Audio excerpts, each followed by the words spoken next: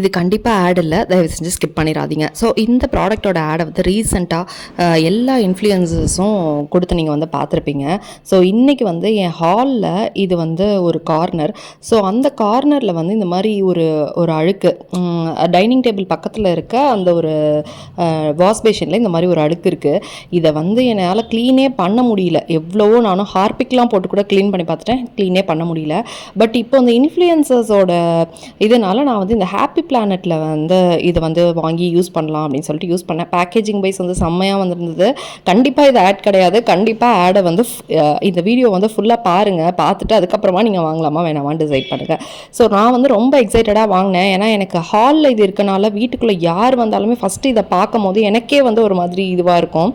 So நான் வந்து நல்லா தான் ஸ்ப்ரே பண்ணி விட்டுக்கிறேன். அவங்க சொன்னதை விட குவான்டிட்டி ஜாஸ்தியாக தான் நான் பண்ணிக்கிறேன்.